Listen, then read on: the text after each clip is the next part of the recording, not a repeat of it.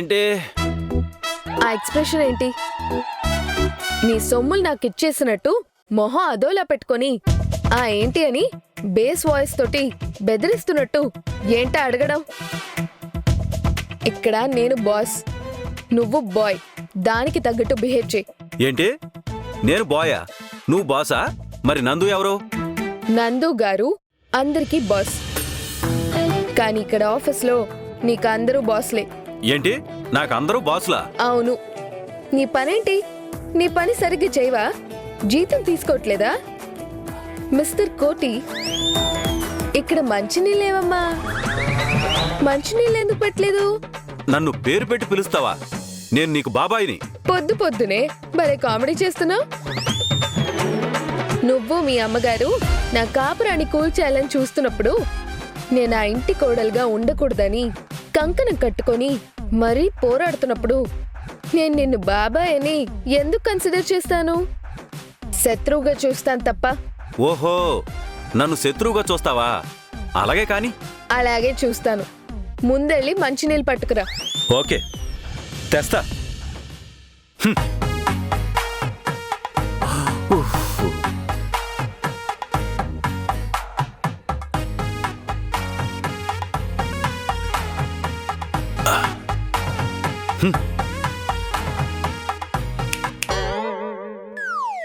చిటికేసి పిలుస్తావేంటి నన్ను?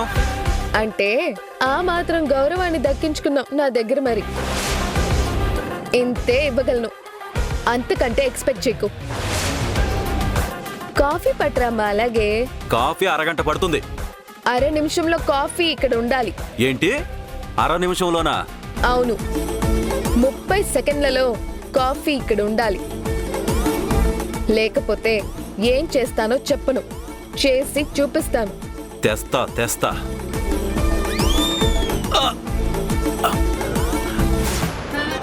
హాయ్ కోటి, how are you? రేయ్ రేయ్, పొడిచి మరీ తడుతున్నావేంట్రా? అబ్బో, ఓ బాగా పొడిచినట్టున్నాను. ఇంకా తగ్గలేదా? వరస పెట్టి పంక్చర్లు అవుతుంటే ఎలా తగ్గుతుందిరా? చంపేస్తా నిన్ను. అవునా? ఎలా చంపుతావురా?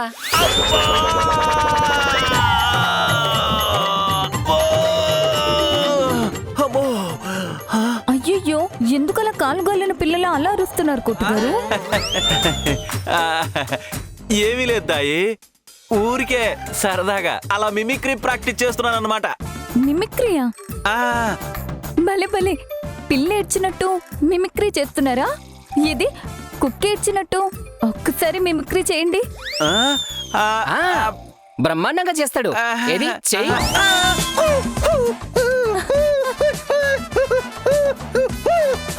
భలే భలే భలే.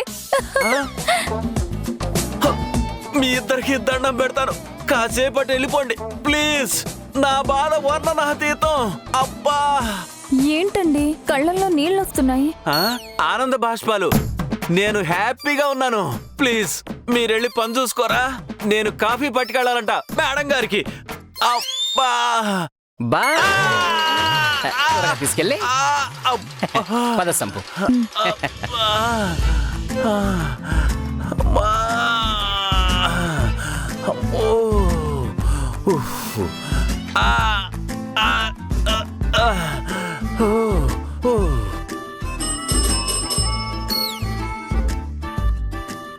ఈ రాక్షస్కి కాఫీలో విషం కలిపి పెట్టేస్తాను. అబ్బా,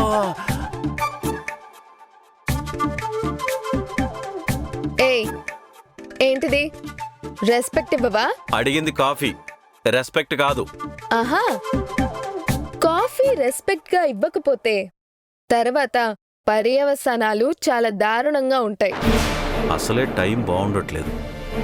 ఇప్పుడు దీంతో సున్నం పెట్టుకోవడం అనవసరం.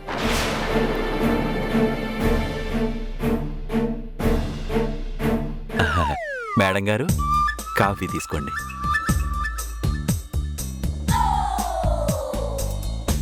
అతి వినయం దూర్త లక్షణం. మరి ఇంత ఓవర్ యాక్టింగ్, ఇంత మర్యాద వద్దు.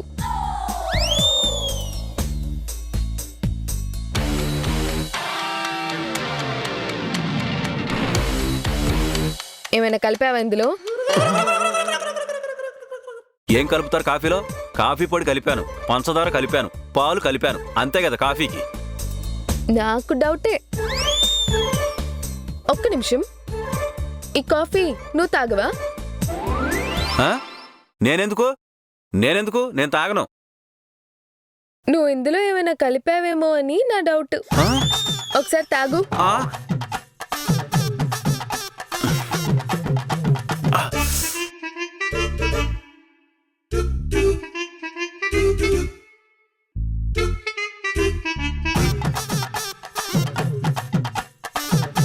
ఓహో, ఏం కలపలేదా? మ్హూ. సర్లే, ఆ యాంగిల్ కాఫీ నేను తాగను, కానీ వెళ్ళి దాన్ని పారబోసి ఫ్రెష్గా మళ్ళీ ఒకటి పట్టుకురా.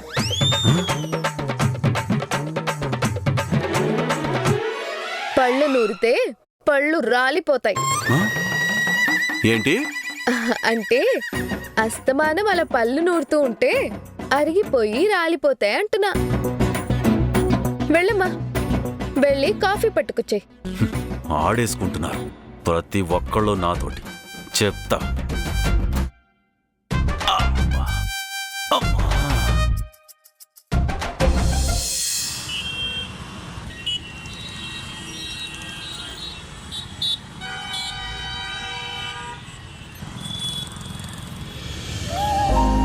ఏమండి, కాఫీ.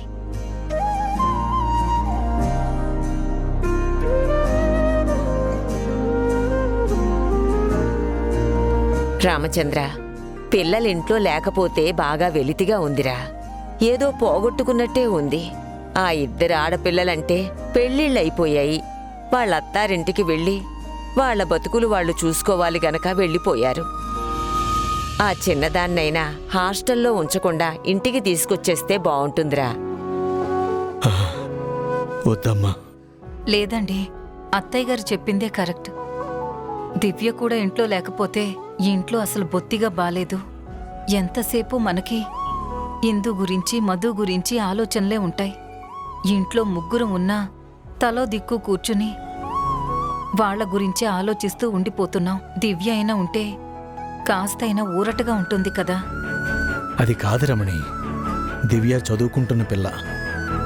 ఇంట్లో ఇన్ని సమస్యలు పెట్టుకొని చదువుకుంటున్న అమ్మాయిని ఇవేవీ నువ్వు పట్టించుకోవద్దు, నీ చదువు నువ్వు చూసుకో అంటే తను మాత్రం ఎలా ఏకాగ్రతగా చదువుకోగలదు? హాస్టల్లో ఉన్న ఫోన్ చేసినప్పుడల్లా మధు గురించి ఇందు గురించి మాట్లాడుతూనే ఉంటుంది. అలాంటిది ఇక్కడే ఉంటే మనతో పాటు తను కూడా డీలా పడిపోతుంది. తను ఈ సంవత్సరం హాస్టల్లో ఉండని, తర్వాత చూసుకుందాం. నువ్వన్నది కూడా నిజమేరా. కానీ అలవాటు పడిపోయిన ప్రాణం పిల్లలు కళ్ల ముందు కనపడకపోయేటప్పటికీ ఏదోలా ఉంది. అమ్మా, ఒకసారి మధుతో మాట్లాడు. నువ్వే ఫోన్ చేయొచ్చు కదరా. లేదమ్మా, నేను మాట్లాడితే అక్కడ పరిస్థితులు గాని తన పరిస్థితి గాని స్పష్టంగా చెప్పదు. ఎంతో కొంత నా దగ్గర దాస్తుంది. నువ్వైతే అన్నీ వివరంగా తెలుసుకుంటావు. తను నీతో చెప్తుంది. అందుకని నిన్నే మాట్లాడమంటున్నాను. ఒకసారి రాజాకి ఫోన్ చేసి మాట్లాడరాదు? వద్దమ్మా, వాడికి ఫోన్ చేయడానికి నాకు మొహం చెల్లటం లేదు. మొదట సంబంధం వచ్చినప్పుడు స్నేహం బంధుత్వంగా మారుతుందని సంబరపడ్డాను.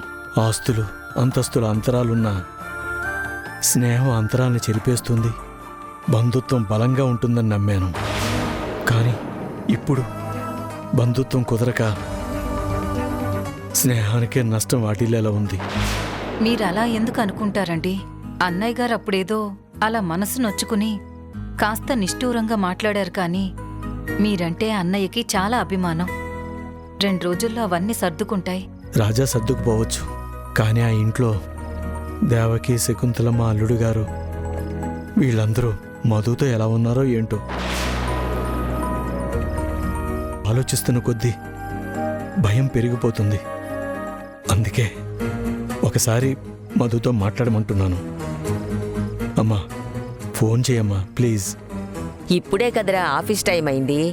ఆఫీస్కి వెళ్ళుంటుంది. పొద్దున్నే పని సమయంలో డిస్టర్బ్ చేస్తే బాగోదు. నేను తర్వాత ఫోన్ చేసి మాట్లాడి విషయం కనుక్కుంటాలే.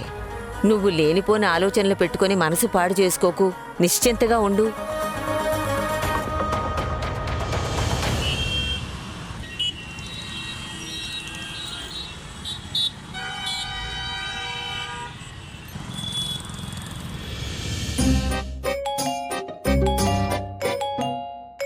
ఏంటబ్బా వరుస పెట్టి ఇన్ని మెసేజ్లు వస్తున్నాయి?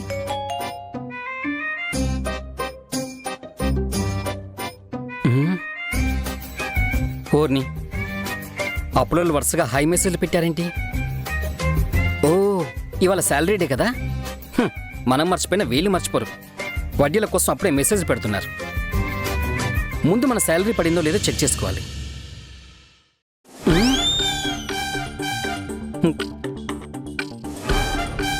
ఇదేంటిది?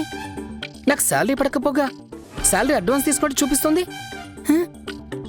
నేను ఇప్పుడు శాలరీ అడ్వాన్స్ తీసుకున్నాను. అమ్మో, ఈ అకౌంట్ డిపార్ట్మెంట్ వాళ్ళు ఏదో కొంప ముంచారు. ఎవడో తీసుకున్న అడ్వాన్స్ నా అకౌంట్లో వేసి తగలెట్టినట్టున్నారు. వీళ్ళంతా తేల్చాలి. కాదు, వీళ్ళని డైరెక్ట్గా బాస్ దగ్గర ఇరికించాలి. బాస్కి మెసేజ్ చూపించి అకౌంట్ సెక్షన్ వాళ్ళ దుమ్ము దులిపేయాలి. అప్పుడు నెక్స్ట్ టైం మనమంటే భయం భక్తితో ఉంటారు. బాసు, ఈ అన్యాయం చూసారా? మన ఆఫీస్లో అకౌంట్స్ డిపార్ట్మెంట్ వాళ్ళు చాలా దారుణంగా పనిచేస్తున్నారు. అవునా? అంత దారుణం ఏం చేశారా? చూడండి బాసు, ఇది ఎంత దారుణమో. ఏముందిరా ఇందులో దారుణం? ఏంటి బాసు, మీకు ఇందులో దారుణమే కనపడడం లేదా? నాకేం కనపడడం లేదే. బాసు, నేను శాలరీ అడ్వాన్స్ తీసుకున్నట్టు చూపిస్తున్నారు. శాలరీ వేయకుండానే. మరి నువ్వు అడ్వాన్స్ తీసుకున్నావు కదా. బాసు, నేను అడ్వాన్స్ తీసుకోవడం ఏంటి? అవునరా, నువ్వు ఆల్రెడీ శాలరీ అడ్వాన్స్లో ఉన్నావు. బాసు, నాతో ప్రాంక్ చేస్తున్నారు కదా. నేను శాలరీ అడ్వాన్స్ ఎప్పుడు తీసుకున్నాను, మీరెప్పుడు ఇచ్చారు? ప్రాంకు లేదు, పాడు లేదు. నిజమే చెప్తున్నానురా, శాలరీ అడ్వాన్స్ తీసుకున్నావు నువ్వు. బాసు, నాకు పిచ్చెక్కేలా ఉంది. నేను శాలరీ అడ్వాన్స్ ఎప్పుడు తీసుకున్నాను? అసలు గుర్తే లేదు. అసలు జీతం ఎందుకురా? జీతం ఎందుకని అడుగుతారేంటి బాసు? నేను మీకు 30 రోజులు సపర్యలు చేసి సేవలు చేసి మిమ్మల్ని సంతోషపెడుతున్నాను కదా. అందుకు నెల నెల నాకు ఇచ్చే డబ్బులే జీతం అంటున్నాను. ఓ, ప్రతి నెల నాకు పని చేసి నన్ను సంతోషపెడుతున్నందుకు డబ్బుల్ని జీతంగా అడుగుతున్నావు అన్నమాట. మరంతే కదా. అసలు డబ్బెందుకురా? డబ్బెందుకురా అని అడుగుతారేంటి బాసు? ఖర్చు పెట్టుకోవడానికి. ఖర్చు చేస్తే ఏమొస్తుంది? ఖర్చు చేస్తే సంతోషం వస్తుంది. మనకు కావాల్సినవన్నీ వస్తాయి. అంటే డబ్బులు ఖర్చు చేస్తే సంతోషం వస్తుంది. మరంతే కదా బాసు. మరి ఆ మాత్రం సంతోషానికి ఈ డబ్బు అనే కరెన్సీ పేపర్స్ ఎందుకురా? నేను నీకు కావలసినంత సంతోషం ఇస్తానుగా. ఒకసారి దగ్గరికి రా. దేనికి బాసు? రా చెప్తా. రా రా రా రా.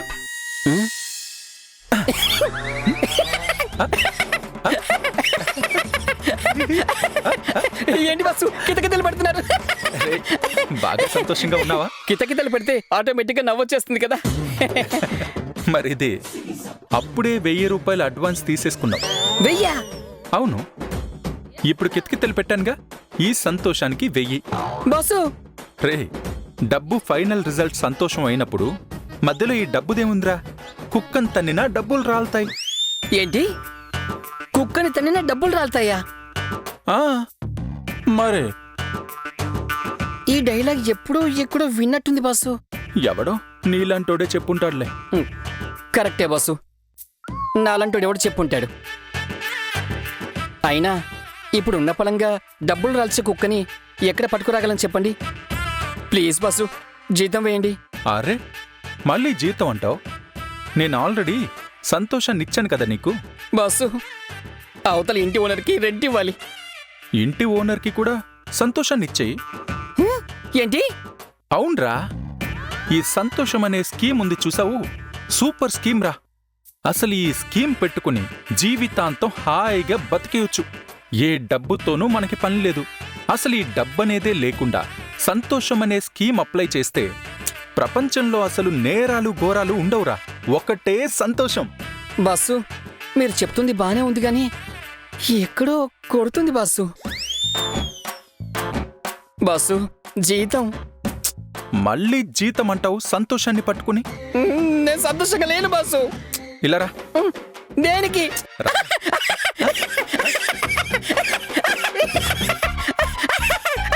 చూసావా, మళ్ళీ 1000 రూపాయలకి సంతోషం తీసుకున్నావు. బాసు పర్లేదు లేరా, ఆల్రెడీ 2 నెలల అడ్వాన్స్ ఉంది కదా. ఈ 2000ని 3వ నెల శాలరీలో అడ్వాన్స్ కింద వేయించేస్తా. ఈ దుర్మార్గుడు ఏదో స్కిట్ చేసేశాడు.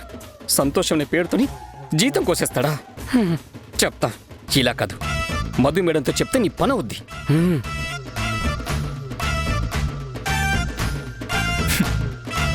నన్నే లెక్కలు అడుగుద్దంటావురా? ఇక నుంచి చూసుకో నీ లెక్క. Excuse me madam, may I come in? రండి.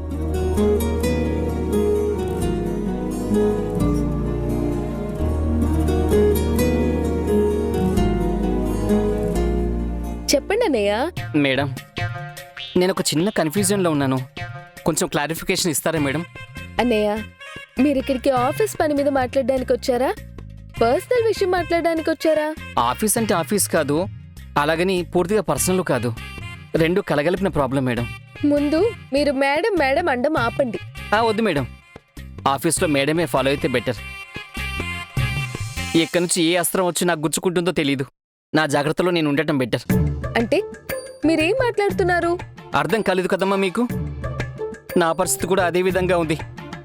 నేనేం మాట్లాడుతున్నానో నాకేం అర్థం కావడం లేదు. మీరేదో కన్ఫ్యూజన్ క్లారిఫై చేసుకోవాలని వచ్చి నన్ను కన్ఫ్యూజ్ చేస్తున్నారేంటన్నయ్య? కదా మేడం, ఇప్పుడు మిమ్మల్ని నేను ఒక ప్రశ్న అడుగుతాను, మీరు దానికి కరెక్ట్గా సమాధానం చెప్పాలి. అడగండి. నాకు ఒక వ్యక్తి డబ్బులు ఇవ్వాలి, కానీ ఆ వ్యక్తి నాకు డబ్బులు ఇవ్వకుండా ఆ డబ్బులకి బదులుగా సంతోషాన్ని ఇస్తా తీసుకో అంటే దానికి మీరేమంటారు? ఏంటి, డబ్బులకి బదులుగా సంతోషాన్ని ఇస్తారా? ఇదేంటి విచిత్రంగా? అదే మేడం, ఇప్పుడు డబ్బులు ఇవ్వకుండా అసలు డబ్బులు ఎందుకు అని అవతల వ్యక్తి అడిగాడు. డబ్బులు ఖర్చు చేసుకోవడానికి నేను చెప్పాను. ఖర్చు చేసుకుంటే మీకేమొస్తుందని అవతల వ్యక్తి అడిగాడు. ఖర్చు పెట్టుకుంటే సంతోషం వస్తుందని నేను చెప్పా. కరెక్టే కదా. డబ్బులు ఖర్చు పెట్టుకుంటే మనకి సంతోషం వస్తుంది. మనకి ఏ అవసరాలున్నాయో ఆ అవసరాల కోసం ఖర్చు పెట్టుకుంటాం. దానివల్ల మనకి సంతోషం వస్తుంది. ఇందులో కన్ఫ్యూజన్ ఏముంది? అందులో కన్ఫ్యూజన్ ఏం లేదు, కానీ ఇవ్వాల్సిన డబ్బులు ఇవ్వకుండా నీకు కితకితలు పెడతాను, నువ్వు సంతోషపడు, అది నీకు అడ్వాన్స్ అంటే ఎలా ఉంటుంది మేడం? అలా అన్న తిక్క వెదవేవుడు. మేడం, గబ్బుకుని అంత మాట అనేకండి. ఆ తర్వాత ఆ అన్న వ్యక్తి గురించి తెలుసుకొని మీరు ఫీల్ అవ్వాల్సి వస్తుంది. ఎవరైతే ఏంటి, అసలు ఇలాంటి తిక్క తిక్క కాన్సెప్ట్లేంటి? ఆ కాన్సెప్ట్ పెట్టింది వేరే ఎవరో కాదు మేడం, మీకు నాకు ఉమ్మడి మొగుడు నందు సార్. ఏంటి? అవును మేడం, ఈ నెల నా జీతం వేయకుండా ఆల్రెడీ అడ్వాన్స్ తీసుకున్నట్టు లెక్కలో చూపిస్తున్నారు మేడం. ఇదేం అన్యాయమని అడిగితే నిన్ను సంతోషపడుతున్నావు కదరా, నువ్వు డబ్బులు ఖర్చు పెట్టుకుని ఏం చేస్తావు, సంతోషపడతావు కదా, ఆ సంతోషం నేనే నీకు ఆల్రెడీ ఇచ్చాను, ఇప్పుడు ఇస్తున్నాను అని చెప్పి కితకితలు పెట్టి నవ్విస్తున్నాడు మేడం. నేను కితకితలకి పైకి నవ్వుతున్నాను గాని లోపల ఏం తేడుస్తున్నానో నాకే తెలుస్తుంది. నేనెంత చెప్పినా ఆయన కనిపిస్తావట్లేదు. ఇంటి ఓనర్కి అద్దె కట్టాలంటే ఇంటి ఓనర్కి కూడా సంతోషాన్ని పంచిపెట్టమంటున్నాడు. నేను ఓనర్కి ఈ విషయం ఎలా చెప్పగలనండి? దయచేసి మీరే ఆయన్ని కొంచెం డీల్ చేయండి మేడం, ప్లీజ్ మేడం, మీరే కొంచెం హెల్ప్ చేయాలి. బాగుంది వరుస. డోలొచ్చి మధ్యలతో మొరపెట్టినట్టుంది. అంటే మీరు ఈ విషయంలో ఏం చేయలేరా మేడం? ఏం చేయగలనన్నయ్య నేను? అసలు ఆ మనిషి మీకు జీతం ఇస్తే డబ్బులు ఖర్చుపోతాయని ఇవ్వలేదేమో. నాకు అసలు మాటలు కూడా ఖర్చు చేయడం లేదు. ఇంట్లో ఏమో నోటీస్ బోర్డు. ఏం చెప్పాలనుకున్నా గవర్నమెంట్ ఆఫీస్లో బయట నోటీస్ అంటించినట్టు ప్రతి దానికి ఓ స్లిప్ రాయడం, ఆ నోటీస్ బోర్డులో అంటించడం. నేను దానికి సమాధానాలు నోటీస్ బోర్డులోనే చెప్పాలి. నా కష్టాన్ని ఎవరి దగ్గర చెప్పుకొని చెప్పండి? చివరికి ఆఫీస్కి వస్తే ఆఫీస్లో కూడా చూశారు కదా ఇందాక, అన్నిటికీ మెసేజ్లు, మాట కూడా మాట్లాడడం లేదు. ముందు నా కష్టానికి ఏదైనా సొల్యూషన్ ఉంటే చెప్పండి. ఆ, నాది కష్టమే గాని మీది మహా కష్టం. మీ ఆయన సంగతి ఏమిటే? ఆయన బాగా హర్ట్ అయిపోయారు. నీ ఇష్టానికి నువ్వు ఉండు, నేనేం అడగను అన్నట్టు ఉంటున్నారు. అలా ఉంటే ఎంత బాధగా ఉంటుందో, ఎంత ఇబ్బందిగా ఉంటుందో ఇంకేం తెలుసే. నందు కూడా దాంతో పెద్దగా మాట్లాడుతున్నట్టు లేడు. ఇద్దరి మధ్య ఏదో ఎడబాటుంది. మధు అవసరమే లేదనే నిర్ణయానికి వాడొచ్చెట్టు చేయాలి.